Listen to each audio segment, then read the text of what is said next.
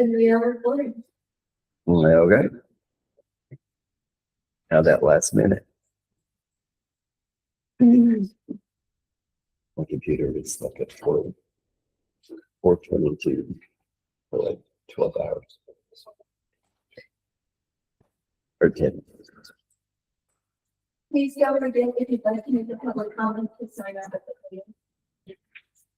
Yep. Thank you, Anna.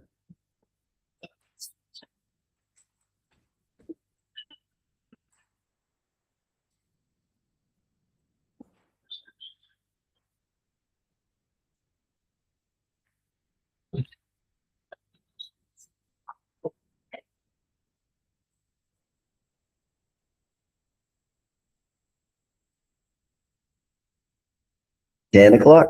Welcome to the BOCC for April 14th. You join in the Pledge of Allegiance. To the flag of the United States of America and to the republic which stands one nation under God, indivisible, with liberty and justice for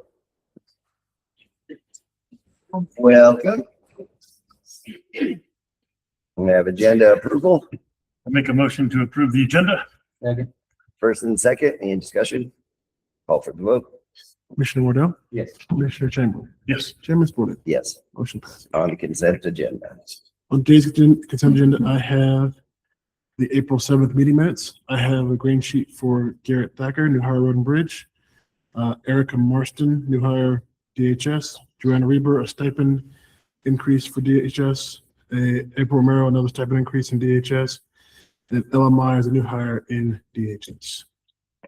Motion to approve the consent agenda. Second. First and second, any discussion? Call for the vote. Commissioner Chamberlain? Yes. Commissioner Wardell? Yes. Chairman Sported? Yes, Motion passes. on to appointments. Josh?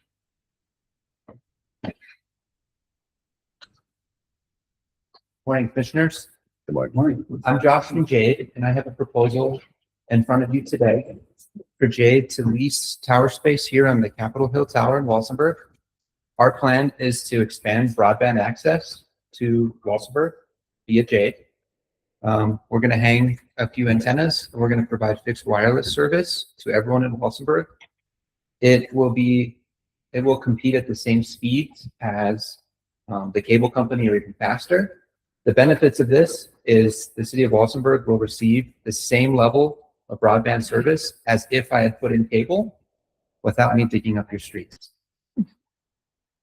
Nice. In addition, one of the benefits is that with the fixed wireless radio, I can deliver service to anybody tomorrow, whereas with fiber, I have to spend years and years and years. And if you're in Kachara, more years and more years digging the line to the neighborhood to then hook up the first customer. So we believe that Walsenburg is a perfect environment for Jade to expand our wireless network to, and we could immediately solve the broadband needs of Walsenburg immediately. Any questions?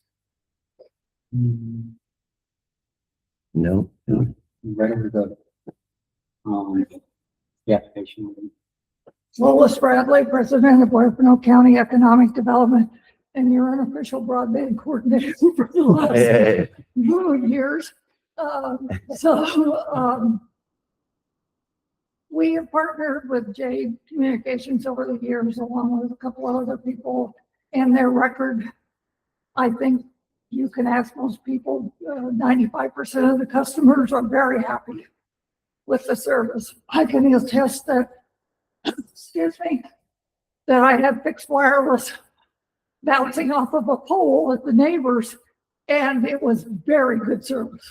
Okay, and so fixed wireless, it has come a long way since that time. It's a technology that works, and it's even being promoted under the BEAD program as one of the technologies from the federal government under their broadband enhancement and deployment program, BEAD.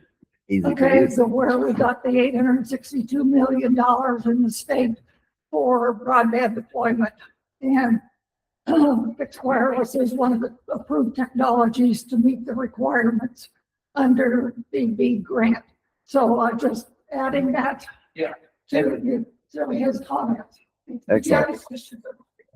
Jade is not, this project in Walsenburg is not being funded by any grant dollars. This is funded entirely by Jade. We Okay. love our partnership with Huerfano County. We believe we've solved real problems in La Vida and Cuchara and Spanish Peaks. And I love that we're winning together in terms of we're meeting a need that you guys have. I think this will be a home run for people in Walsenburg, as well as up to 8 miles away from the Capitol Hill Tower. So if there's a home that's 4 miles outside of town, it's serviceable. And Wow. we immediately solve their broadband. That's pretty amazing. Comment that I would make is, I don't think people can stop something that not necessarily should. With this program and working with Jade, we brought well over $13 million of investment to the county in broadband deployment. And Jade on their own did, the town of La Vida is doing this on their own. So they have invested in addition to the grant dollars, and they did all the match. We didn't have to come up with any local match. So just Appreciate that. piling on your information. That's good information. Very good. Excellent. Appreciate it. Carl, in the agreement you sent this morning or a few days ago, I am totally okay with that. That's right. So commissioners, that agreement is in your agenda under section 7, part D. It's a 3-year agreement. Rent is $450 a month, which is the same rent that we did for the last time someone leased space on that tower. And it can be renewed for up to another 5 years. After that, we need a new agreement. Excellent. Do you want to take action on that now, or do you want to wait until we get to it in the meeting? We might as well wait until we get into it. I mean, Good to go. appreciate it. All right, thank you guys. Thank you, guys. And next is Two Peaks quarterly report.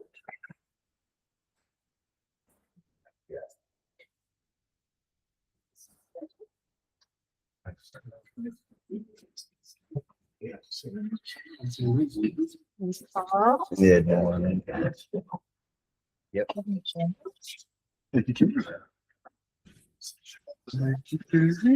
Appreciate it.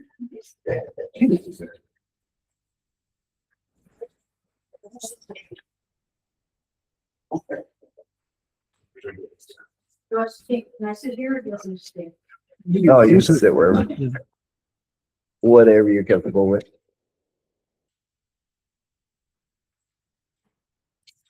In La Vida, just as a follow-up to, what just said, we've been using Jade, it's wireless. We now have, fiber. They were huge improvement over the previous providers. My personal experience. Mhm. And Josh's experience. Good. Also my personal experience. Anyway. IT provider, you want Jade. Hey, You're saying like. just saying, Just throwing it out there, folks. I'm not saying anything. yeah. Not Jade. Well, that's not very normal. So this is our quarterly report, BOCC Business Walsenburg, the Board of County Commissioners. By the way, it's our 2-year anniversary. Wow. 2 years ago, April 1st, no joke, on April Arr. 1st, we opened our doors at 611 Main Street in Walsenburg, and we are still there. Nice. And we are stable. Couldn't ask for more. We have good employees.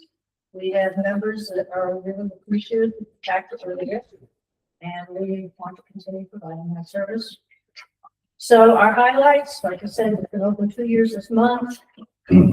As part of that, we are doing a new membership special this month and next month. It's a logo. You pay for 6 months, you get 6 months free, so it's $240 for 12 months. We have to pay up front. So if anyone has a challenge in it, and is interested, that's basically it.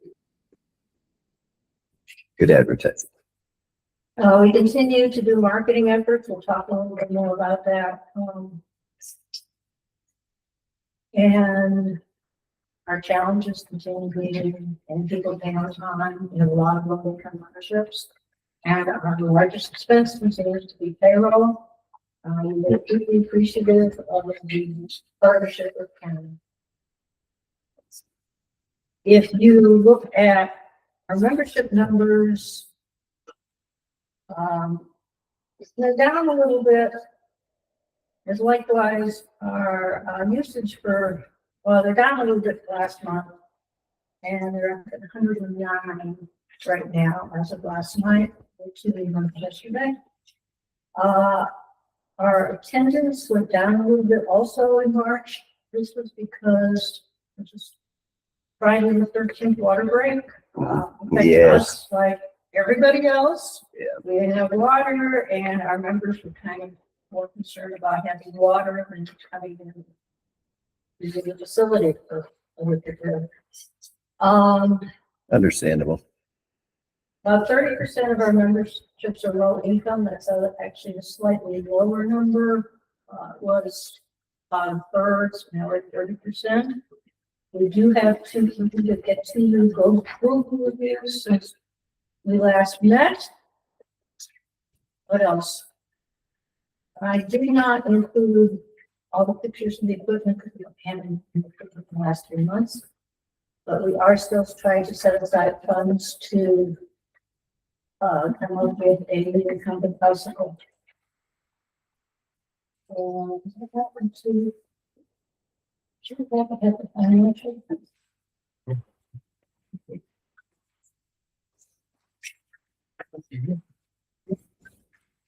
Somehow the financial didn't end up. We are about $31,000 operating account, which is actually slightly higher than it was 3 months ago. It's $30,000. So I can email that to Carl. And if you want, apologize to make it into the packet. Okay. Blame it on Mike. Pardon? Blame it on Mike. Like I said, we want to set aside any excess funds to go towards that we don't bike. So that's $4,000. That was sort of, we're working on that. We also are working on scheduling a wellness forum with Walsenburg to get input and views on Walsenburg Gym. What we do well, what we need, what we could do better, how we can move, which is the population think we could meet the Walsenburg community. We're hoping to do that in April. Probably May. That will help us with strategic planning. And there's also some stuff that I want to talk about a little bit. So for our website, we've been adding some both elements of new features. One of them in the works is we want to display an interactive map of the gyms and showcase the equipment in each location. You get kind of an infographic of what the equipment does, maybe a demonstration, so that way any interested parties can go and have a way to go and kind of check out this stuff right before, or just get knowledge on it. It'll also help our gym employees, right? Whenever people come in, they can direct them to that resource and have something that, they can prepare their workouts with and stuff like that. So that'll be coming hopefully in the next month or so. We have a lot of people who come in and say they just want to see what you have before they decide if it makes sense for them to join. And I would do the same thing. Yeah, makes sense. So I think having that resource available online will be really nice. Any questions? Well, it sounds great. That's fantastic. Congratulations on your 2-year anniversary. Yeah. I Good job. know a lot of people that actually use that gym. I've heard nothing but good things about it. Still waiting to see you. Just have to work out. Yeah. He gets his workout shovel. Yeah. Oh, and the art bike is really nice. Oh, good. That's, Maybe someday, Carl. yeah, I know. Yeah. Yeah. I'd like to say something publicly. You guys probably don't know this, but my wife and I are going to be moving to Tennessee pretty soon. So I don't know how many more opportunities that I have to speak to you guys. But in my experience, I've been on the board for 6 years, and it's been so nice working with you guys. Not only to me personally, but to our board and to the gym. The amount of support that we have has been such a blessing to us. I don't think we'd have the gym in Walsenburg without Carl. I mean, he was like our ace in the hole. I kept saying no, and he would take that. So he was such an instigator, and we just, in my opinion, we had so few roadblocks. It was just so nice to, for this little town to really make a commitment to health and wellness for our county in general. And I just wanted to thank you guys publicly, because I don't know how long I'm going to be here. And I just wanted you to know that we know this, and Appreciate you guys that. mean a lot to us. Really appreciate that. Yeah, thank you, Carl. And we're gonna miss you. No, thank you, Mike. Sorry to see you go. It's gonna be a wonderful. I'll miss you. Mm-mm. Well, you've done a great job. We really do appreciate all you guys do, and you've done a great job. Even if it was reelected at first. That's right. Thank you very much. And keep in touch, Mike. Okay, on to permits. And public hearings. Morning, Commissioners. So you guys have a marijuana license renewal for marijuana license number 25-004. I am not sure if the applicant is online, John Hicks or not.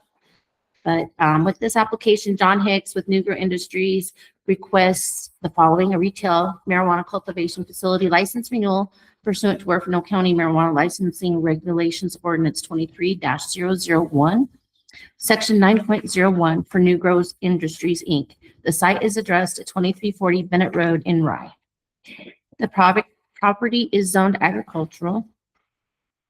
The following ordinance sections are applicable to this application and may be referenced by the Board of County Commissioners in their evaluation of the request to renew their marijuana license ML 25-004. On March 13, 2026, a Huerfano County marijuana license renewal application and application fees were received by the county.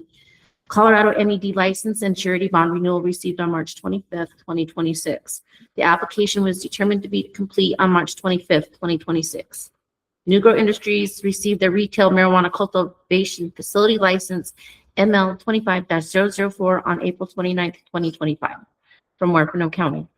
New Grow Industries received their Tier 1, which could be up to 1,800 plants, a regulated marijuana conditional license 403R-00716 on April 15th, 2025 and expire on April 15th, 2027.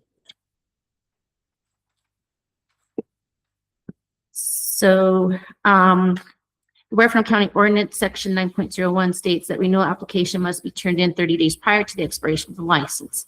Huerfano County received the application renewal on March 13th. The ordinance requires the applicant to turn in the information submitted and accepted by the state licensing authority. The state licensing authority is now renewing MED licenses every 2 years. The license was issued by MED on April 15th, 2025, and will expire on April 15th, 2027. On April 9th, 2026, an inspection was conducted of the property and was found to be in compliance, except for the sign at the entrance had blown off and needs to be replaced with the name of the grow, address, and emergency contact phone number. And we're giving them 30 days until May 9th to replace the sign. The facility is in full compliance with all Huerfano County paperwork and excise taxes every month. The facility continues to improve, operate, and grow while maintaining compliance. It is the Huerfano County Land Use Office staff recommends approval of renewing marijuana license 25-004 until April 25th, 2027. Do I have any questions? And I do want to point out with this facility, not only do they pay their taxes excise taxes every month, they're at least 10 days early every month. Thanks. Every month. Excellent.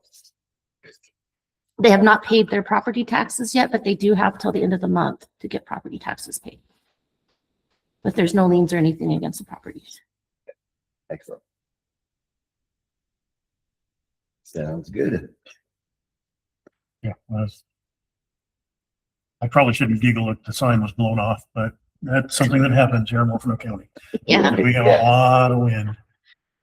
Yeah. it had been up there for a couple of years, and then when I pulled in, I was like, oops. Well, I will make a motion to approve the renewal of marijuana license 25-004 until April 25th, 2027. Second. First and second, any discussion? Call for the vote. Commissioner Waddell, Yes. Commissioner Chambers, Yes. Chairman Boyd, Yes, motion passes. thank you very much. Okay. Okay, on to Camp Alderwell. So did we just finish up with public comment? Yeah. Do So, you want to say anything? I'll do this one. I just want to know what you want me to talk. So I think, we might have this in continuation, that you're the hearing officer. And that, when you complete the hearing, you're in the middle of public comments, and we'll start with public comment. Okay. Good morning. We're going to continue this public hearing. We were in the middle of public comment when we stopped the hearing, so we're going to continue now with public comment. I will remain the hearings officer. Each person that does make a comment will be limited to 3 minutes. We'll start public comment now. We'll start with the audience and then go online, the audience here, and then go online. Anyone in the audience like to speak?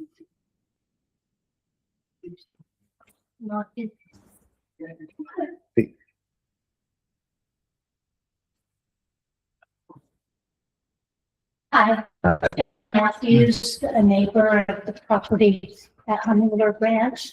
I feel if they're gonna continue with all these events, that they should improve their road on their property rather than cutting through on County Road 652 through two properties that are private, that we have 10,000 cars or more, that I feel that County Road 652, 653 is for access for residential, or for the residents of the area, not for 5 to 10,000 cars. That I feel that they should improve their road on their property that goes straight out to 650 and have that as the access for all these vehicles. And also I feel that they should have no fire at all because of the, especially this year, as dry as it is. We've already had one fire in that area and it took off like wildfire. And I feel any kind of spark fires in the area could wipe out the entire neighborhood. We'd all lose our homes, our livestock, and everything. So if you please, I want those suggestions taken in consideration. Thank you. Thank you. Thank you. Any other comment? Seeing none in the Did you have a room. comment, John? Did you have a comment? I do. Oh, okay. I would like to know what the zoning of the property is. John, can you state your name for the record? Pardon? Could you state your name for the record? John Stroh. Is that all? County resident, that's fine. Okay. That's the same name that I've had all my life. Yeah. So, anyway, what's the zoning of this property? So we don't really. It's zoned agricultural. Correct. And they pay agricultural taxes. And the uses that they're beginning to put it to and have been putting it to are commercial. That's all I have to say. It doesn't comply. And so approval would automatically be denied because they're asking to use the property for something beyond its zoning or change the zoning. Doesn't that seem fair?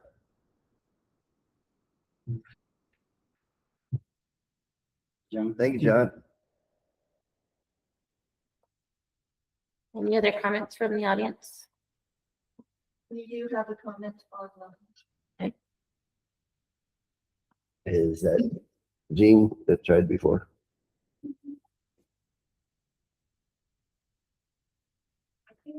He, First and then. what was the first one? I'm sorry. Can you hear us? Erica, can you go ahead and speak for us? Okay, thank you. I just had a few things that I wanted to bring up. Erica, can you state your name first, please?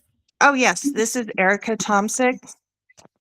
I had a couple things that I wanted to bring up. One was the roads. We talk a lot about the roads. I've been going up and down that road my whole entire life. I don't think that's a big deal when it comes down to a large event like this.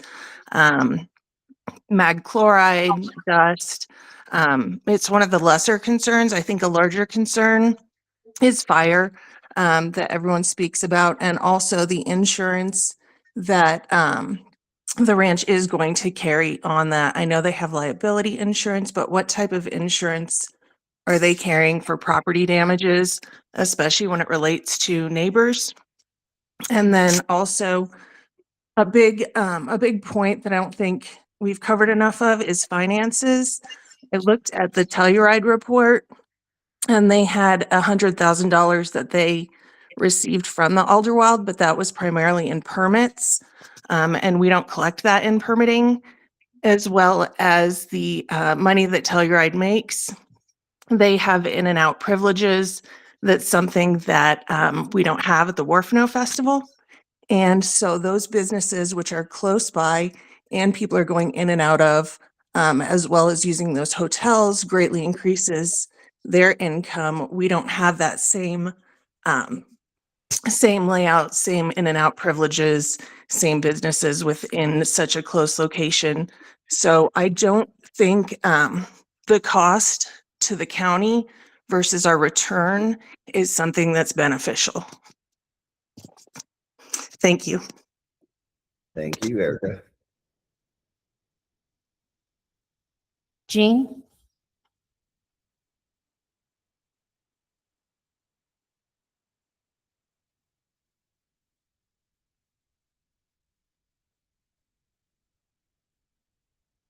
Jean, go ahead and state your name after you unmute, please. This is Don Lovering. Can you hear me? Yes. There. Okay. Thank you, commissioners, for hearing us. I'm opposed to such large gatherings in our neighborhood for the following reasons. First, there's risk of fire destroying the landscape and homes, and in many cases, livelihoods of most of us, the area that most of us in the neighborhood cherish, and no organizer can control such a large group. Second is inadequate evacuation plan. This is miles down a dead-end road, which could spell disaster should there need to be an evacuation. Third, the road is not equipped to handle such traffic. County residents are left with the damage and the dust problems. Just watering it, as their application suggests, is totally inadequate. Fourth is noise disruption, for which this particular festival is known to residents and the area, both human and wildlife. Fifth, problems of trespass, which have occurred for multiple neighbors and in previous large gatherings, and this raises a host of other problems with each of the trespasses. Sixth, disruption and degradation of our fragile ecosystem. Seventh, I'm not anti-business, but please be aware that over half of the folks who have spoken in favor of this event have a direct economic interest or benefit for themselves or a close family member. I would not characterize them as neighbors in favor. Rather, their personal economic interests likely motivate such. Eighth, as Erica just stated, I think the claims that this event is such an economic boon to the county is an urban legend. Most attendees approach the area without ever going through any county, town, or business. Once on the property, the folks largely stay in place. They're not visiting or trading in town. in any large numbers. I don't think the revenue from ticket sales even the county collects a tax on. We're talking about 2 to 3 times the entire population of Walsenburg descending in one small area, bringing with them all of their human baggage. This is not the quiet, rural, agricultural life that most neighbors have chosen. I'm opposed, and thanks for your consideration. Thank you. Thank you. Is there anybody else online that would like to make public comment? No one else online at this time? Were you wanting to make public comment regarding Camp Alderweireld? Yes, I do. I'm Joan. Can you come to the microphone, please, and state your name? Thank you.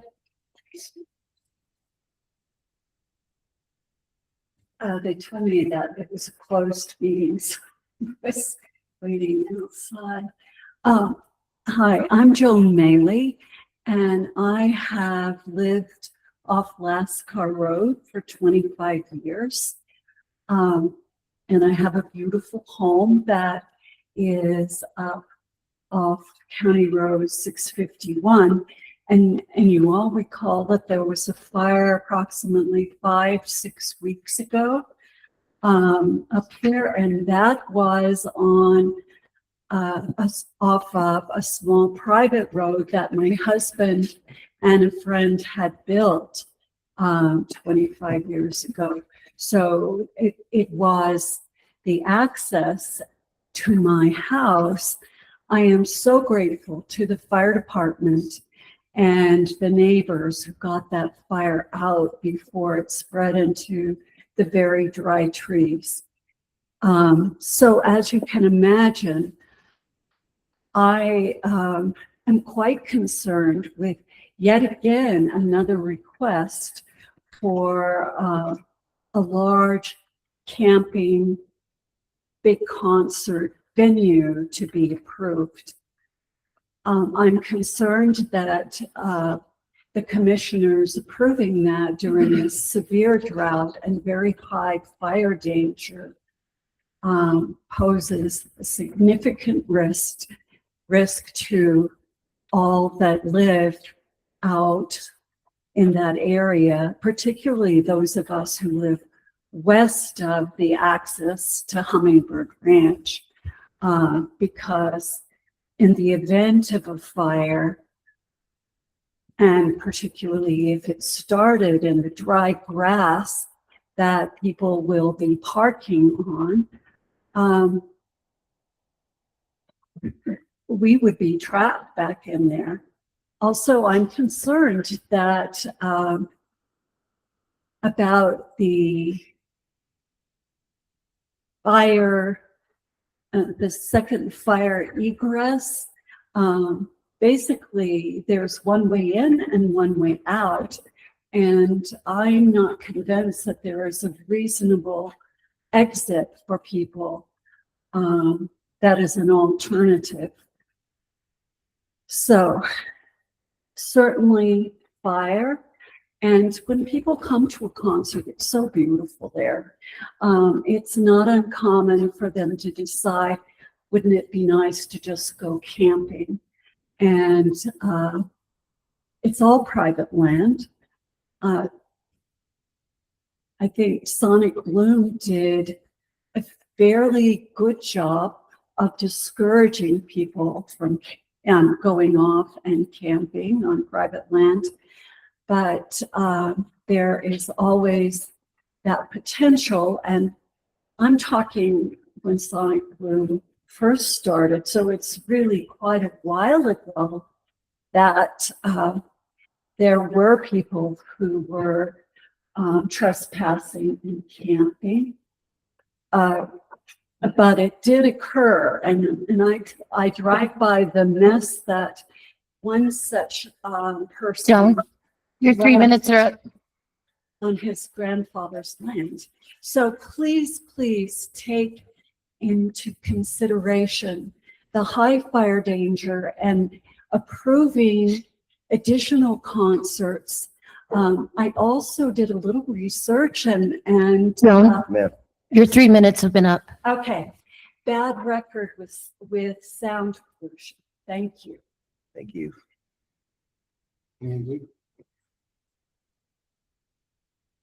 Are there any more public comment? Michael?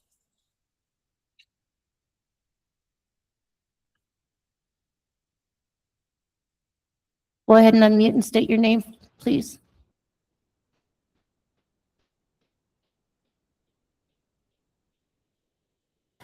Hello, this is Michael Kopek. Can you hear me? Yes. I'm an adjacent property owner directly to the west. I would just like to submit a request that the applicant post no trespassing signs on all board, or at least my property, maybe other properties who owners would request that as well. In the past, I've had trespassers from the festivals, so maybe that would help mitigate some trespassers.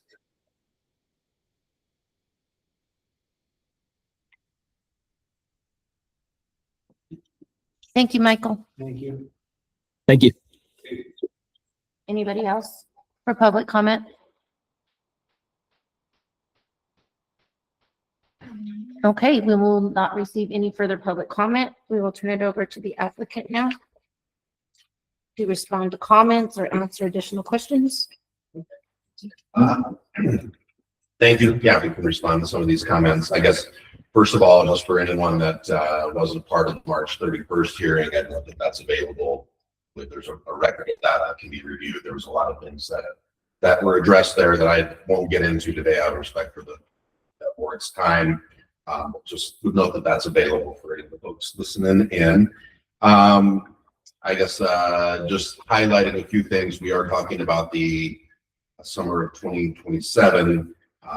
We'll be returning to, this applicant will be returning to Telluride for their event in the summer of 2026. They are wanting to come here because I think it's a more attractive place than Telluride, or they can host a different kind of event that their folks will enjoy and will hopefully come and visit and spend money here in the area. Just to distinguish, this is Camp Alderweil is not Sonic Blue. It is a day shorter. They're doing things like ending the main stage programming 2 hours earlier, so at midnight rather than 2 a.m. One thing that I did want to clarify that was in the staff report is they are proposing that they would be able to have music that went beyond non-main stage music that went beyond midnight, so long as it's not audible off the property. This is a 360-acre piece of property. There are areas nestled down in trees and the Patchett Creek place where sound is pretty insulated. They can do some quieter things there. That's a good way to kind of, just from a crowd management standpoint, it's to have, a lot of people are just going to head back to camp after that main stage ends, but it's good to have some places where people can kind of unwind and see some other programs. So they are asking for that. This is, again, a day shorter. One thing that came up in some of the discussions from the applicant that we didn't expand on was the charitable impact that events like this can bring to the county. There are other events that Mr. Rugoven, who's the manager of the act and will be in charge of the event. He mentioned that the main artist is very charitable. That he would expect that if this is approved, we'll be looking to continue on some of those traditions that have been developed here of doing community service while in town. Just some of the past things they've done, events have done work at John Mull High School, the District 1 farm at the Park. They've done lots of fundraising and food drives for Dorcas Circle. They've done lots of things associated with the permanent folks or active days that work with indigenous communities to do improvements on some of their facilities. And that's something that would continue with Camp Alderweil. they are committed to. As to some of the public comments, just getting back, I'm going to jump back to the March 31st date. Former Commissioner Garcia spoke in favor of it. He discussed the economic impact of the event. There will be hundreds of thousands of dollars of sales that happen at an event of this size. The sales tax is collected on. One of the commenters today did correctly note that it isn't something where in and out is encouraged for this, where the idea here is people come to the site and they're pretty much camped for the weekend, and then they will exit on Monday morning. And either a lot of people are going to be continuing on a vacation, maybe heading to the sand dunes or staying in the area. Some people are going to head back to work, things like that, or back to the airport. But while those people aren't going in and out to visit restaurants, they are going to be visiting food trucks, and those food trucks are going to be collecting sales tax and are going to be working through with the requirements of the health department. So there are still sales going on. In the past, I think this, given the timing and if there's availability, in the past, at past events, we've had the farmers market do a pop-up out there. I would think, given the timing of this, it would be a great time to do that. I know this crowd would be very interested in doing their grocery shopping with some good, fresh, organic things. But there are towards that, Commissioner Garcia mentioned, the grocery store is doing great business, the liquor store is doing great business. That's just a partial list. And another commenter did realize that you have heard comments from people that do benefit financially from this event. In addition to folks you've heard from, that you haven't heard from, the folks at the Best Western Rambler who sold out. That's another business. But we do a lot of events here, do a lot of business with Walsenburg Lumber, with Greenhorn Valley Ace, with Acorn Petroleum, used to do a lot of catering with High Octane Barbecue, Walsenburg Sand and Gravel. We would Hyde Park RV did good thing, First Choice Market, Crafty Canary. There's a lot of businesses that in the past that we've utilized that have this has had a great impact with. Yes, so that's something that the commissioners take into consideration. Al Garcia spoke in favor of the event. He noted improvements to the road. He talked about chip seal. Just one thing to again clarify, those kind of things would probably be part of developing a more permanent and regular use venue up there where these things were happening. Right now there hasn't been an event of any size there in a couple of years. There will be a smaller event called Peace, Love, and Bands this coming summer, which is mostly a van life kind of show off your rig type of deal. And that's really the only thing that's happening there. This is the only thing so far that would be permitted for next year. We would hope maybe Peace, Love, and Bands that would come back. We'll see how that goes this year.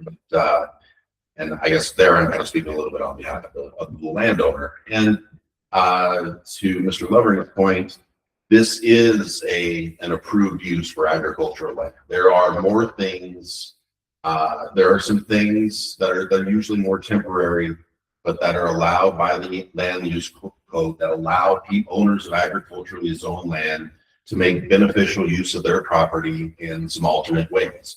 It isn't something that you are restricted just growing crops or just raising stock on a piece of agricultural land. There are some other uses that are allowed. It's something, it is a bit of a trade-off. This is a piece of property, and Mr. Janover's here. He chooses to, with his ag land, rather than having operations ongoing every day of the week on those 360 acres, it's pretty quiet for 51 weeks of the year. And yeah, he does like, he comes from he's a professional musician, and he comes from the world of music festivals and events, and this is how he's chosen, and it's a use that's allowed. this is the way he likes to make beneficial use of his land, and it's something that is allowed by the code. There's of course been lots of discussions about fire risk, and as the applicant stated, it's something that's certainly taken very seriously. I would, I guess I would ask anyone if we can find an example that we can use as a case study to, find an example where there is a large number of people with eyes on things that have access to direct communication to fire equipment that is located on site at the source of an ignition. How many of those turn into large scale fires? I cannot, in all my years of doing event law, I've not found an example. Can't say it, you never say never, but typically when you see the events that scare us all, I live on the Front Range too, and it's dry, and it's it's ignitions that aren't really noticed, or where it takes a long time to get a response out to where the source of the ignition is. The plan that's involved in this, there are lots of eyes, there's good communication, and there's mitigation equipment on site. And certainly, we're already shaping up to be a tough fire season for us here. Not sure what 2027 will be like. Hopefully it's a lot better. But regardless, this applicant's committed to working with Chief Britt and Huerfano County Fire Protection District to do what's appropriate to make sure that this does not pose a risk to neighbors. I know this will get a scoff, but I think with the mitigation equipment that's there, these are probably, having fire equipment there, having all the eyes, having the good communication, having all the fire extinguishers, everything ready to address something right when it starts, before it can grow, and it's noticed right away. These are probably going to be some of the safest fire days, at least on this piece of property that is otherwise where it's pretty quiet. There wouldn't be a lot of eyes, but this is a piece of property that's pretty vacant and pretty quiet the rest of the year. We also there were questions in public comment about the security numbers. I would state that is a scalable thing. Certainly the number of guards that will be there are going to be far in excess of what the county requires, just because we've got backstage gates, and there's a lot of sensitive areas that need that. Plus, we will have lots of folks in the venue, and but that scales based on attendance. We're asking for be able to sell up to 7,500 weekend passes. There's a chance the number will be significantly low. Last year, the event attracted about 4,500 people. But it is a little tricky with the way the land use ordinance is worded. You have to ask for a maximum, and it's a cap. So, even though you're a restaurant that maybe only has, most of the time there's only 6 or 7 tables full for lunch. If you had a rush, or you had a bus, or you had something, you'd like to have maybe some other tables where other people could say they had a good day. So the way the code works here, that's not necessarily what the capacity will be. That would only be if it sells out, which is a tough thing to do in this business. I guess there was another comment that Sonic Boom was denied a permit. That's not the case. It never applied because it had a really rough financial year, and it wasn't able to come back upon here. It didn't apply. So one of the people that also spoke in favor was Keith Wiggins. He is the event would be leasing some of his land from him to station a box office several miles away from the event site. This is again was formulated as a way to make things flow very smoothly along Lascar Road, get people, area to get people queued up before they go through security searches and get their wristbands and things like that, where they're off the road. But the other big thing is that's a filter. That's where everybody comes in. You get your ticket scanned, you get your wristband, and then you don't continue up the road unless you have a ticket. That's a measure to prevent people trying to trespass or sneak in. Certainly, an event that makes its money off of selling admissions also has an interest in preventing trespassing and people heading in. That's, you know, that's shared. Let's see. Yes, Mr. Castle noted that there were, and a couple of people have noticed this recent thing of a careless couple who started a fire again. You know, I guess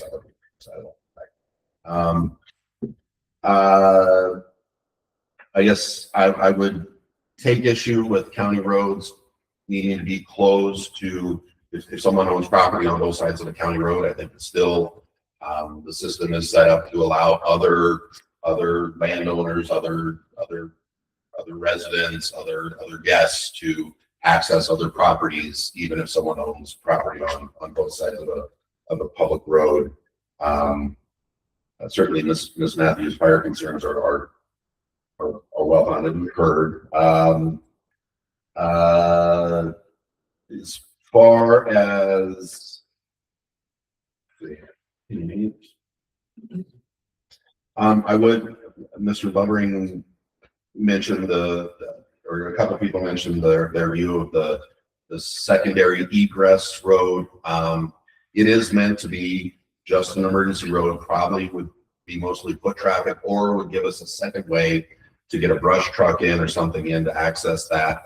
That was developed in concert with and consultation of Huerfano emergency management. That is something that has been looked at by emergency management in the past. You know, it's not necessarily designed to be a main road to handle all the traffic. It has a very specific use. I guess to the extent that, you know, Ladfar and all the county roads up there do run into the wet mountains, they're all dead end. You know, it all dead ends up there. But we still have uses up there. We still have residences up there. Still, you know, still ranch up there and have events up there. It's, I guess, the fact that you can't cross the mountain to the other side, I don't think disqualifies the whole area from being put to use by people. There was a mention of one person leaving a mess on their grandfather's land. I don't know that was associated with us. There have in the past been comments from Ron Cedillo about, you know, that there was once in 2015 that somebody crossed a fence and we had to shoo him out of there. I guess my point being is the trespassing. That's something that we're monitoring. We're trying to guard against. To Mr. Kopech, I would love to know more about what the trespassing was so that we can address it with our security folks. I think you'll find that this applicant wants to be a good neighbor. If, you know, the awareness that it has allows it to address things. It's going to be active in that regard and listening to neighbor concerns and being responsive to those. I think that's, you know, also evidenced by its plan to do a shorter event that ends a little bit earlier. And I guess, do you have any? Yeah. You covered most of the stuff that I was going to say, but I just want to say we're not a big corporate company. We are Colorado residents, not county residents. But not only I'm festival director, but I'm the manager of the arts. Our reputations are tied to these events. We care very deeply about the safety of our patrons, safety of the neighbors, the economic impact, as well as the environmental impact of the area. Every event that we have done has highlighted how much we do care, and it's not just words or actions. We've raised over $55,000 for environmental impact, as well as local addition to that $55,000. And we're weeks away from launching the Aldergrove Environmental Fund, which will allow us to direct funds in a more direct way. This is something we've been working on for the last year. It will be active for our event Telluride this year. And one of the main reasons why we want to move here is because we want to find a permanent place to have this event. We also understand we have to prove ourselves to you guys. That's why we're only asking for a 1-year permit. There's never been an issue with any event that I've done in 21 years. There's never been a death. There's never been any major environmental or safety impacts.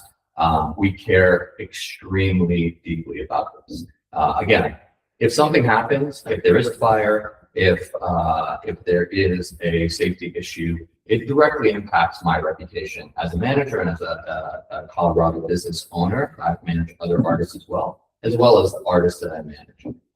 It can be detrimental to both of our businesses and the future growth of both our brand businesses. So just want to state that. As far as the economic impact, understanding the difference between Telluride and county here is important. There isn't a walk to businesses the same way that is Telluride, but there's some things that we've done in Telluride that we would repeat here. One is we actually mailed everyone who had signed up, in addition to bought a ticket, a map of the Telluride area. That map included features on all the local businesses, so that you weren't just showing up and saying, hey, where do I get beer? Where do I get food? Is there a cool craft vendor that I should check out? It's something that you're able to hold in your hands and prepare for your visit, not just a website that we post about. In addition, we like to feature local businesses as well as local professionals within the festival. So yes, you might not be able to easily drive to the local barbecue spot, but hey, we would love to have them on site as a vendor so that they're able to benefit from the amount of people that are there as well. We want to do everything possible to positively impact both the local town as well as the county, both from a environmental as well as an economic impact. And we're all ears. We're here to work with you guys. And we want this to be something that happens for years to come. So our lines are open, our emails are open, our phone numbers are open, and ultimately we look forward to hopefully working with you guys forever.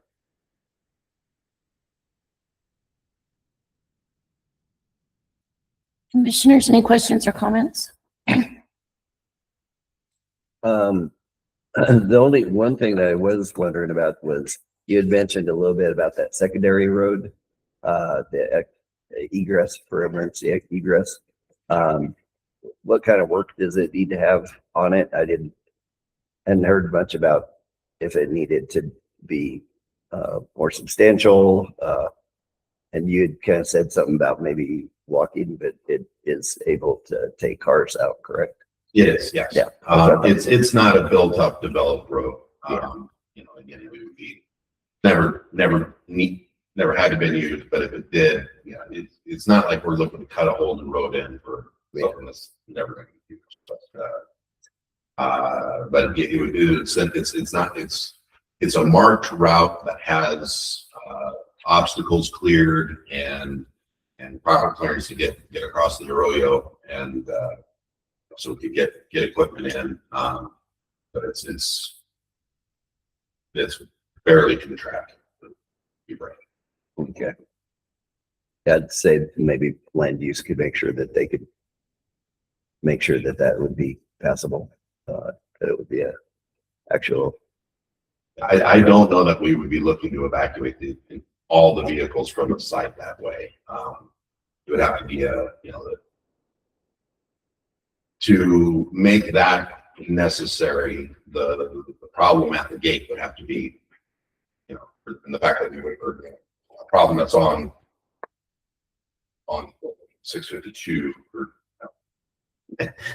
I can't remember the numbers, but that are on the road that terminate on the county road that terminates in the ramp. So the problem that that would have to happen there, that we couldn't just go around and have to be pretty.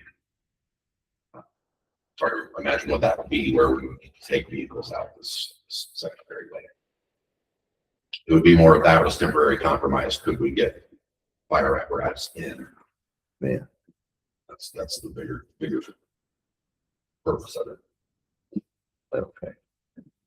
I'm familiar with that. Any other questions? Can you get a clarification on zoning and why it's allowed conversion permit?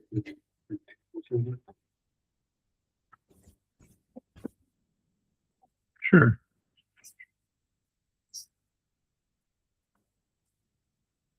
So I'm going to use the county code and not the and not the land use code. The wording is the same, it's just different numbering. So section 11-25 of the county code is where temporary assembly permits are codified. And essentially, when we did this section, the county didn't limit where these events could be held based on zoning. I'm making sure that I'm double checking to be sure that I'm accurate in that statement, but zoning isn't a criteria. Now you look at that zoning table, that's a little further ahead in the zoning code in section 11-17. There are more criteria based on like what can be a venue, right? So you look at the venue in that section. There's a criteria for something to be permitted, which in this case, if I remember correctly, that is a conditional use permit. I want to note, even with the conditional use permit, that would not change the taxation. Even if we change the zoning, that would also not change the taxation. That's state law, it's something we control. Good to know.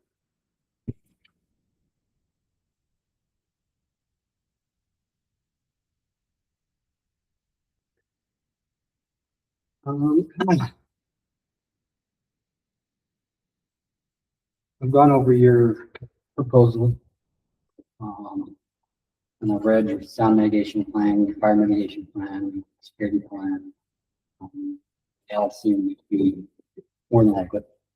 And then I have any further questions this time. We'll be reading off the conditions that we have listed. I guess, sorry, I don't know. Just as a point of order, if it's possible, I think I brought this up last night, but there were a couple of conditions where I had a couple suggestions on language changes or things that I'd like to add before you vote on the conditions if possible. I can go through those now or.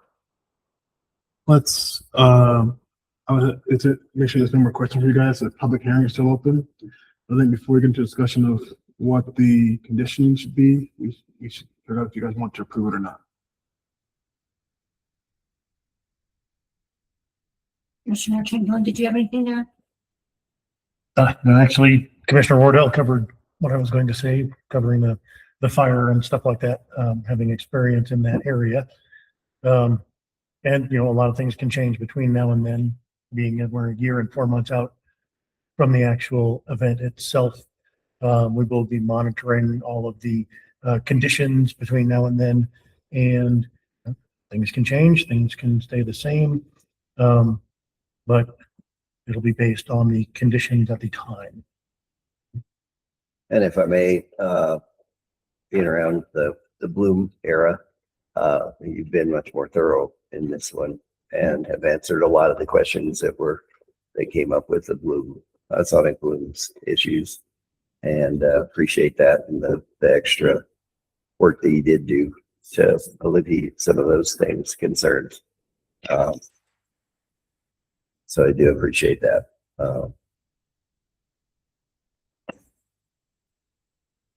And like what we've all said, that the kind of hard to ascertain what it's going to be like in 27. This year's extremely concerning because of the fire danger, for sure. And that is something that we'd have to assess close to that time period. I mean, I understand the concerns, but you've satisfied all of the requirements in our land code. It's could be a good thing for the community in a general sense. I totally understand neighbors not liking certain things, but with that Hobbs versus Salida decision on the decibels, there's a very distinct limit to the amount of sound that you can produce, and I think that's less than what we heard on the other one, but I hadn't found that last report. From Sonic Blue. So there's you've come a long way from last time. Or from Sonic Blue. Have a wild card. So, we have a motion. Want to close the Anything public else hearing to- first? Okay, and we'll go ahead and close the public hearing at 11:04 now.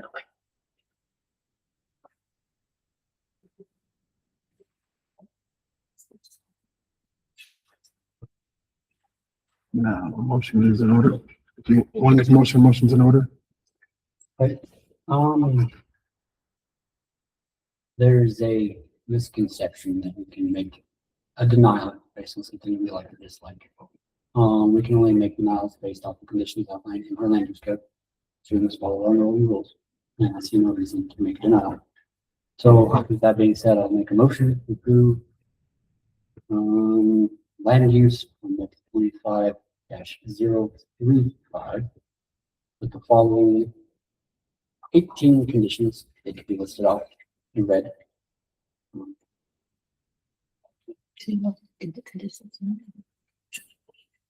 That's a question for them. So you have a couple options here. One, we can do the conditions now. Two, we can bring the conditions back later. We've done both in the past. It's up to you. Well, aren't we actually adding or changing the conditions a little bit on some of that? I think so. I think I have a couple of things that reading it over, having, from basically when I wrote this before, I have a couple of tweaks that I think need to be made to make sure that's readable and enforceable. And the applicant has some suggestions as well, which we can put into a document and bring to you guys. So it's up to you. Yeah. Would you rather have it, or we amend the conditions?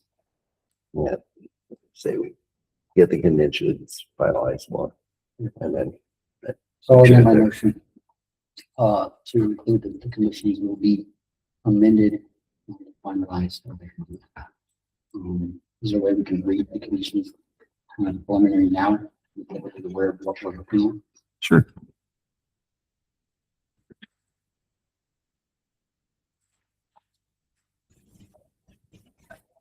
Okay, condition number 1, a maximum of 7,500 tickets will be allowed. A maximum of 8,500 people may be allowed on site at any one time. Camp Alderwald is to provide evidence that the approved number of participants is not exceeded.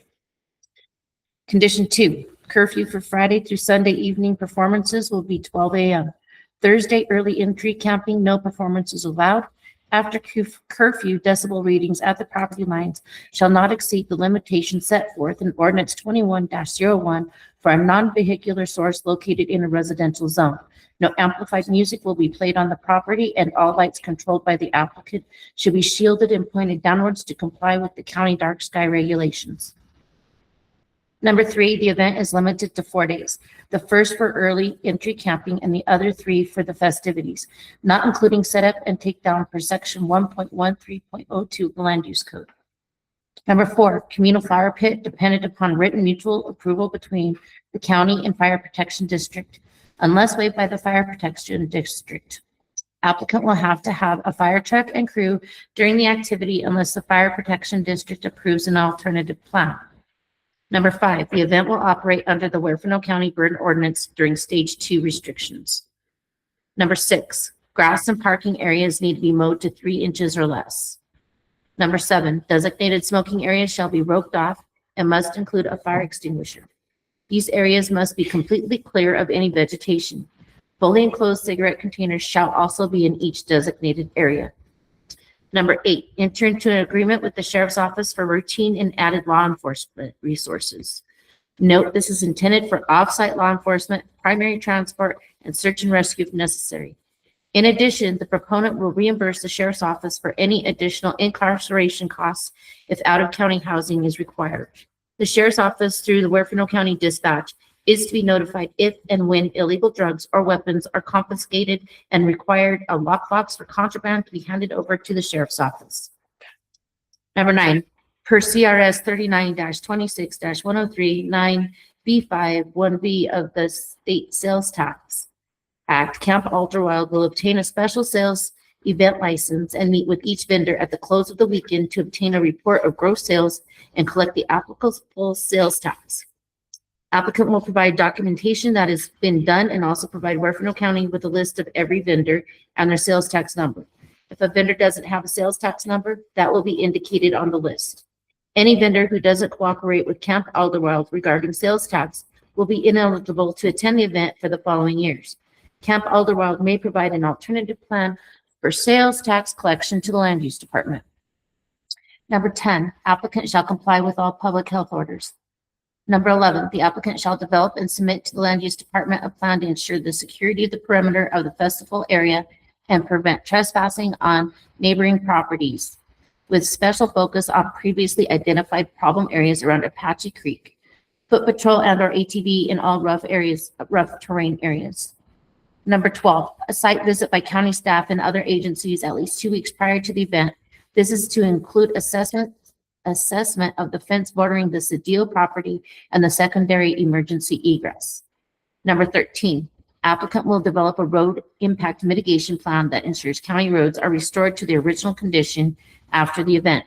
Such a plan must include provisions to mitigate dust with magnesium chloride or alternative approved by the board or county commissioners. The county may require a road use agreement subject to approval of the Board of County Commissioners. Number 14, applicant will provide to the Land Use and Building Department proof of commercial insurance for the recommended amount. The last large festival was $500,000. Number 15, applicant will provide to the Land Use and Building Department a surety bond in the recommended amount. Last large festival at Hummingbird Ranch was in the amount of $50,000. Such bond is to be remitted subject to satisfactory completion and payment of all fees and billings prior to the event. Applicant to provide the county with release of liability to the county in the event of a mass casualty event. Number 16, pull building permits for stages and other structures erected that require said permits. Ensure they are inspected and approved by the county building inspector prior to the start of the festival. Number 17, a plan for and/or evidence of a Leave No Trace campaign targeted at attendees to educate them on disposal and cleanup of trash and other materials, fire danger, trespassing, as well as expectations on using porta potties. Number 18, the applicant will provide the Huerfano County Land Use and Building Department with passes for use by commissioners or county staff enforcing these conditions. Thank you. The end.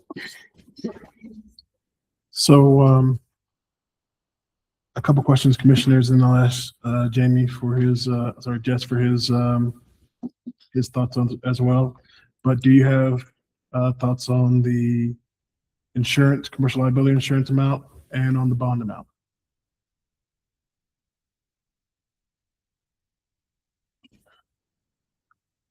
Top and head, you You want us to go with what we did for the last large festival? That's the 50. The 50 for the bond and the 500,000 for the insurance. Yes. Jess? I would just offer that the applicant already plans on carrying an insurance policy that is double that per occurrence and probably quadruple that at a minimum to the aggregate. So at least the 1 million, 2 million, and if not. Any other suggestions or things the board to consider when we do? Yeah, thank you, Mr. Administrator. I guess I think, we're pretty close on this. Most of this is reasonable. It's something that's kind of expected based on other events that have happened there. A couple things that we would ask for clarification on is what the applicant's proposal was in the main stage, which is obviously the biggest sound system, ending that at midnight, which again is earlier than at other large events that happen there. But that they would be allowed to continue to have programming in the heart of this 360-acre site. We do, of course, recognize the Hobbs versus Slida. We're not asking for any sort of, what that case really comes down to is there can't be a local jurisdiction can't increase for a for-profit entity what the sound limits are. So we're we're working under state law and under 2101, the most recently passed Huerfano County Code. We would have to adhere to that regardless. And, but we'd be asking so long as we're not being louder than the same rule that's applicable to this Tuesday night there, that the same rules that are in effect for this Tuesday night tonight be what's applicable to this event. So if it could still, if there's a guy playing acoustic guitar that's singing through a microphone, well, that's amplification, even if it's to a group of 20 people inside a tent in the center of a 360-acre property surrounded by trees. That's not likely to impact neighbors. So we'd ask that we don't have that no amplified music being played after midnight. And then just that the curfew be applicable to the main stage. Again, with the understanding that the sound ordinance is in effect at all times, just as it is tonight. So we'd ask for that change. That's condition number 2. On condition 5 was the event will operate under the Huerfano County burden ordinance during the stage 2 restrictions. I would suggest adding, except as may be adjusted and approved by the fire protection district. We may need to be more restrictive in stage 2 maintenance. There may be things that the chief is like, that's okay, we're going to allow you to a fire dancer on stage or something like that, as long as they've got fire extinguishers and all the safety equipment there, and there's no wind, and it rained for 2 hours today, and I think we should empower the fire chief to be able to make those common sense decisions, whether they're more permissive or more restrictive, rather than just locking in it's going to be stage 2 fire. And then really the only other thing that I think probably could use some more discussion between either staff and the applicant, and then understand would be conditions related to the road. Right now, the county may require a road use agreement. I think it could be housed in something like that. We need to have further discussions on that, unless there's something that the board has in mind and wants to discuss today. That would be something that I would think probably the other two changes seem pretty simple, frankly, to make. And I think that one is one that could merit some further discussion, unless the board has a feel for what they would do today. But my suggestion would be approve with the changes that we mentioned, as far as what happens at midnight, and the program can still continue as long as it stays within legal limits, and that the fire chief be empowered to make adjustments. Really, those two, I would ask that those be made, and the conditions otherwise, I believe, could be approved today as part of your motion, Commissioner. Because we do have, the county may require a road use agreement subject to the approval. So that's something where I think we can have some discussion there. And if it's something where if staff and I and the applicant are not able to come to an agreement, that is something that I think the commissioners could then weigh in on. That would probably save you guys a lot of time doing it that way. Certainly the applicant's been hoping for an answer to file this and go back. So hoping to get an answer sooner rather than later.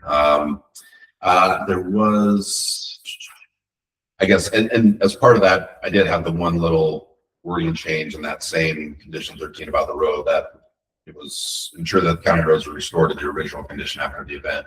We would be, I think it's possible in the past they've been left in better condition after large scale events, and I think that would be okay, rather than trying to degrade them to where they were before the event. So, but otherwise, I think with just those two fairly simple changes, if the board isn't okay with them, I think these conditions could be voted on today. So with regards to the road mitigation thing, it's one of our top concerns, just because we talk about increasing entire county's population on a single road for 3 days, well, 2 days in and out. So that's just there primarily because it's so far out. We may have to have a plan in place later on down the road because the price things change. Whatever reason, but I think probably work along those details out. And the timeline of the road, how could be a big difference between I'll fix the road after the event and I'll fix the road after the event, like 6 months or whatever. You know what I mean? Well, I definitely have a timeline that things are repaired, or if they need to be, type of a deal. We'd suggest that it'd be good to do the work beforehand to mitigate the impact of it. Coach Bridge is pretty knowledgeable. Yeah, definitely. Yeah, so I think the restored to the original condition language is pretty standard for, in my experience in government. We can, technically speaking, require someone to improve a road beforehand, and this does do that because the mat chloride, I think, would qualify as that. So the application of mat chloride is a minimum. And I think that if the applicant wants to go further, we can do a road use agreement. I don't expect Road and Bridge to desire vast improvements to the road. I mean, I'm not gonna require chip seal or anything like that. I don't think that we'd be able to justify that. Well, if you wanted to. I mean, if you guys want to pay for it, we're fine with that. A couple million. But yeah, it's Yeah. pretty 5 or 6 mil.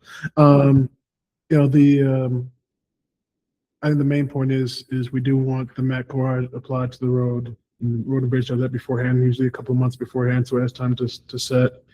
And then the only real risk of significant damage to the road is if there is a lot of water right before the event or right during the event, and then you have an issue there. Yeah. So I think we can keep this simple is my thought at the moment, but a road use agreement is an option.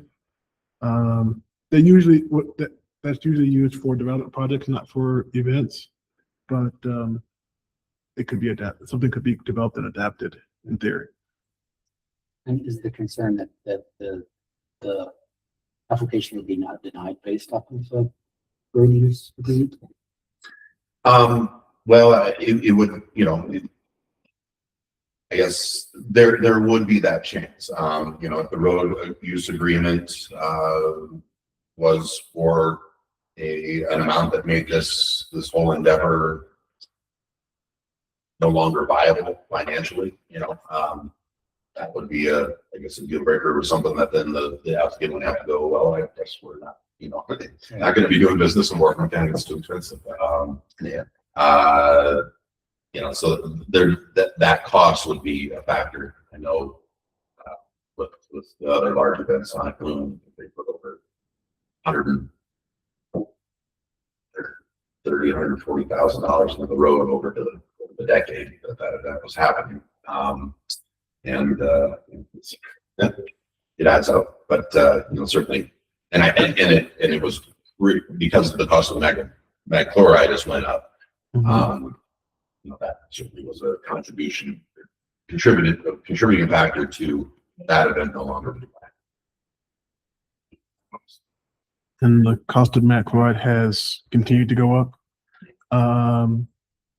The last time we had a major event at Hummingbird Ranch, I think the cost was $50,000. I think it's gone up since then. That's just for the mag, not for the water or the time the county spends applying said mag. And there is discussion, but there is some, it maybe doesn't fall to one business to handle all the costs, but that's something would be part of our discussion around the road. Yeah. Yeah. I think that you're concerned about this being like a backdoor to say no to the event. I don't think that is doable from our end. I think if we can't come to an agreement on one, we can't come to an agreement on one, but I don't think we can use this kind of condition to cancel the event without going through the proper process to revoke a permit. Have you had any further communication with CDOT?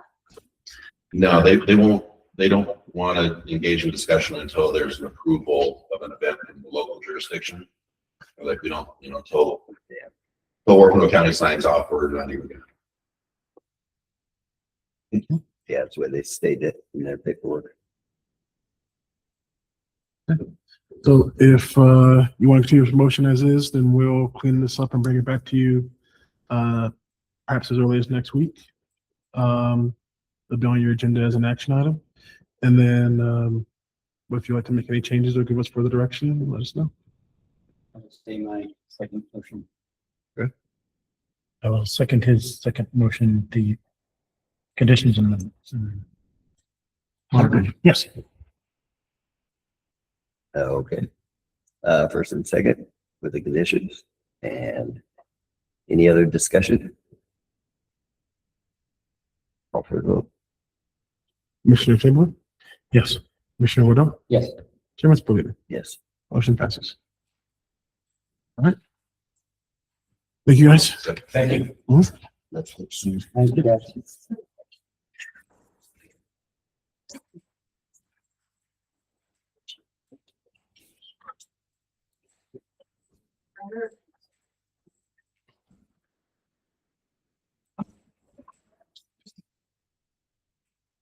Okay, on to action items. All right, Commissioners, first on resolution number 26-21, a resolution amending chapter 3 of the Huerfano County Code to adopt a purchasing card policy. I'll make a motion to approve resolution 26-21, adopting a purchase card policy. Second, sorry. First and second, any discussion? Call for the vote. Commissioner Woodall? Yes. Commissioner Chamberlain? Yes. Chairman Spillier? Yes. Motion passes. All right, then I have for you a proclamation, 26-01, excuse me, declaring this week National Public Safety Telecommunicators Week. Motion to approve proclamation 26-01. Board of County Commissioners for the Colorado National Public Safety Telecommunication Week, April 12th to the 18th, 2016. I will second that wholeheartedly. Absolutely. And we're so very blessed to have that. First and second, call for the vote. Commissioner Chamberlain? Yes. Commissioner Woodall? Yes. Chairman Spillier? Yes. Motion passes. And there'll be events with the dispatchers this week. I think they had a special lunch brought in yesterday, and there'll be more things going on as well. Next, I have for you a request to the Department of Local Affairs to extend our CDBG Economic Development Grant for Shea Organics. This is currently under contract development, but the state said just to make sure we get everything in line, there's not a lapse, to go ahead and submit a request for an extension. I'll make a motion to approve the Shea Organics CDBG extension letter for their project number 25-648. First and second, any other discussion? Call for the vote. Commissioner Woodall? Yes. Commissioner Chamberlain? Yes. Chairman Spillier? Yes. Motion passes. Then I have for you a tower lease for the Capitol Hill Tower located at 301 North Harrison Street between the county and J Communications, as discussed earlier in the meeting. Make a motion to approve the Capitol Hill Tower lease agreement between J Communications. Second. First and second, any other discussion? Call for the vote. Commissioner Chamberlain? Yes. Commissioner Woodall? Yes. Chairman Spillier? Yes. Motion passes. Thanks, guys. Moving forward, do I just send you to sign the agreement? How about send you a DocuSign? Yeah. And then how do you want to facilitate? I'll put you in contact with Anthony Luganbill. He's our IT director and master of all things tower related. Thank you, Commissioner. And it's very appropriate that it was telecom here. Thank you. Thank you. All right, Commissioners, next I have for you a request to authorize an application for the Court Security Cash roll up. Fund Grant Program in an amount not to exceed $100,000. Our proposed project would cover a portion of the salary and benefits for the court security officer, the cost of contracted backup support, and then we actually agreed this morning to take the cameras off. So we won't upgrade the cameras. The camera system is working fine right now. There was a time where it was questionable, but it's been fixed since then. So I will say that the sheriff's office might still have a couple of things that they want to order. So I'd still request up to $100,000, but I don't think we'll be very far above 70. Well, okay. Okay. Hearing that, I'll make a motion to approve an application to the 2025-2026 Court Security Cash Fund Grant in an amount not to exceed $100,000. Second motion? First and second, any other discussion or question? Call for the vote. Commissioner Woodall, Yes. Commissioner Chamberlain, Yes. Chairman Spillier, Yes. motion passes. All right, Commissioners, next I have for you a professional service agreement with Employers Council through their subsidiary HRX to provide contract HR services for the county. On this agreement, Employers Council would provide recruiting services at an hourly rate and HR services at a flat monthly rate based on a budget of hours. The proposed budget would not exceed $21,150 for the rest of the year. This includes 60 hours of recruiting, 3 months with 32 hours of HR services, and 6 months with 16 hours of HR services. Motion to authorize the county commissioner to sign an agreement with HRX and issue a purchase order to be $21,180. Second. First and second, any discussion? Call for the vote. Commissioner Chamberlain, Yes. Commissioner Woodall, Yes. Chairman Spillier, Yes. motion passes. And then I have for you a request to approve a consulting proposal for CPS HR for dispatch recruitment services. So this is tied to our Colorado apprenticeship grant. So this is 100% covered. The cost is not to exceed $17,500, including $2,500 for advertising. This is separate from Employers Council for a few reasons. One, makes it a little bit easier to account for it. Two, we actually do want to, we worked with CPS in the past, and we did solicit a couple of different options for this, but there's also a chance to try out a different company if we decide to go with long-term, having contracted HR versus having HR in-house. This cost is covered 100% by the grant.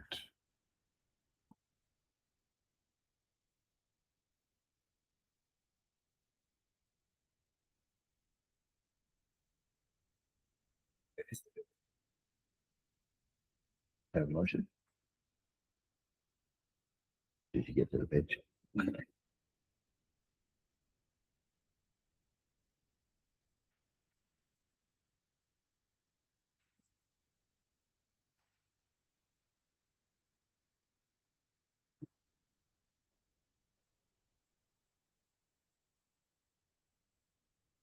What was that total again? $17,500. And I will note that Robert included that there might be a slight cost overrun. I don't really expect there to be one because I don't think they'll be need to do everything that they included in their proposal. Motion to approve the contract with CPS HR Consulting for dispatch recruitment services funded primarily by the Colorado Apprenticeship Club Grant in the amount not to exceed $17,500. Second. First and second, any other discussion? Call for the vote. Commissioner Chamberlain, Yes. Commissioner Woodall, Yes. Chairman Spillier, Yes. motion passes. All right, Commissioners, continuing with our call apprenticeship grant theme. This is a proposal to work with One Digital for the development of the training components.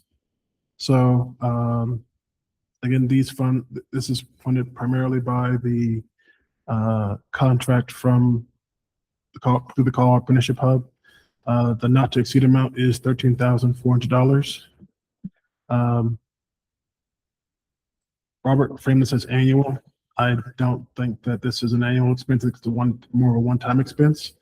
There might be some ongoing work to help clean up the training program and make sure it's working correctly, but I think that's fairly minimal and would need to be approved again next year versus this being approved once for this year to get the scope up and get the program up and running. I'll make a motion to approve the contract with One Digital for program review and evaluation, tool creation, and implementation for the dispatch apprenticeship program underway through a grant awarded by the Colorado Apprenticeship Hub in the amount not to exceed $13,400 annually. Second. First and second, any other discussion?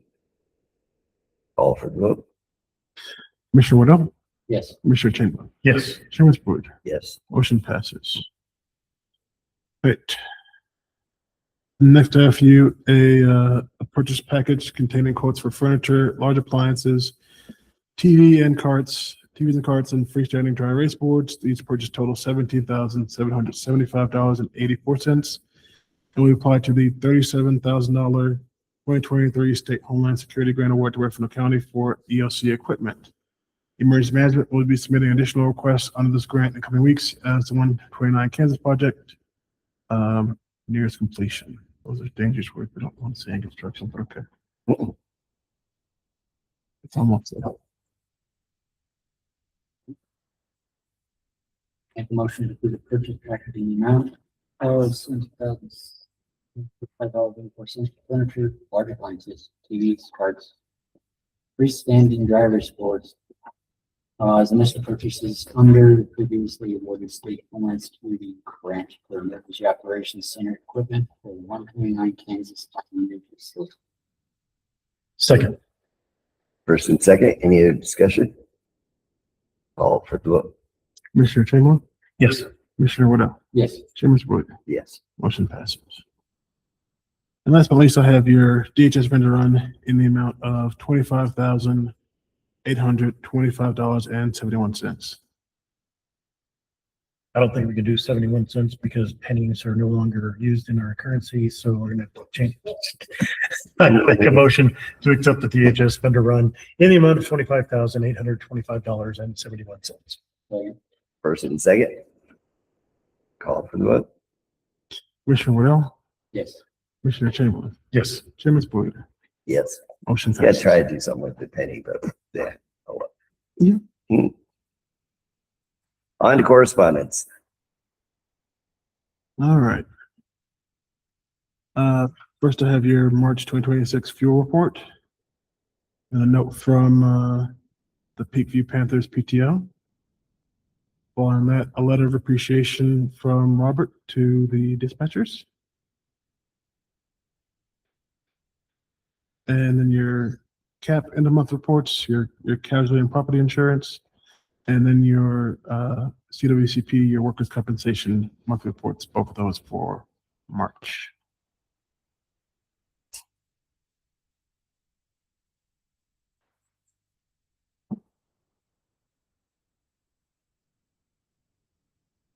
Yeah, that doesn't make your head swim. All those there numbers. Oh my gosh. On to public comment. Each person will have up to 3 minutes to present your public comment. Please address the board through the chair. This is an opportunity to express your views, and we generally do not engage in back and forth.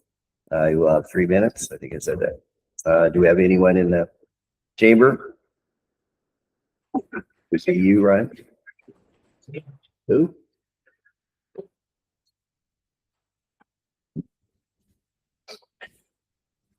There was Gene. Good morning, board, staff. Thank you again for passing the outer wild permit today. I think that's huge for the county. I expected a much bigger crowd in opposition today, so thank you for making it streamlined, Carl. I appreciate that a lot. The only thing that I had to add was that this county is in desperate need of new business. Tourism is already, I believe, our number one or our number two source of income. I wish that we were encouraging more cattle farmers to come to Huerfano County, but the truth is we don't need more cattle farmers. I know that I'm going to anger a lot of neighbors and a lot of other cattle ranchers in the area, maybe including some of y'all, but this town is dying. This county is dying, and the recent efforts by the administration and the staff here sees this area coming up, and I would very much like to see that encouragement moving forward to bring some kind of life back to the area. So, also, it snowed today. I didn't need it, and oh yeah, that was my other ask. Without stepping on the toes of Lester, we were informed that we probably will not have a county fireworks display this year due to the weather. I would beg and plead that we please purchase the fireworks and then maybe shoot them off in August. Find another day after it rains. But I do know that the fire danger this year is we're going to be really dry. So as we saw the snow this morning, hopefully we get rain on July 2nd. I sure would like to shoot that show again. So that's just a personal plea. Thank you very much. Appreciate it. Thank you, Ryan. Thank you, Ryan. Okay, anyone online? So, it's online at this time. Okay, on to staff reports. Hi, Commissioners. Nothing pretty interesting in my staff report. We are hiring for a dispatcher 2 at the moment, which you approved today and go towards hiring a dispatcher apprentice, a dispatcher 1. Hopefully we'll hire 3 of those over the next 2 years. Dispatch currently has 4 positions, just so you know. DHS receptionist position is also open. I did not update the date things close on this report. I think they close next week, or the week after that. We currently have the airfield turn-on taxiway proposal that's out for bid. I decided to include a little statement about where people go find bids. We used to post them on the website that caused a lot of confusion. People would think that something from multiple years ago was still open. It is, of course, not. So now we're directing people more directly to BidNet to go look at what's open presently. Other than that, you have my times, my meetings for the week. The meeting with Paul Bendetti, Louis Secondi, and Richard Eversley, that was a meeting to discuss the Gardner Main Street program. That got cut off a little bit on my report there. That's all I got for you. Okay. Sounds good. Anything from the county attorney? No, but I think she said at wanting to have another meeting soon to go over sort of the things that she's been working on and have been going on. That'd be good. Yeah. Okay. And no need for executive session. And we do have some upcoming meetings. Public Works, meeting with County Technical Services at 1, 2 o'clock, Safe Streets. And so now I entertain a motion to adjourn. I will second. First and second, call for the vote. Commissioner Chamberlain? Yes. Commissioner Waddell? Yes. Commissioner Polina? Yes. Motion passes. We are now adjourned at 7:42. Well, and also I had a compliment for our county administrator, Carl Young, from the Levita Fire Protection District Fire Chief. He was very surprised that you showed up to their board meeting, and he was very impressed that you showed up to their board meeting. And he says that you have surprised him, and that's a good thing. Okay. Cool. You knew it'd be so easy, right?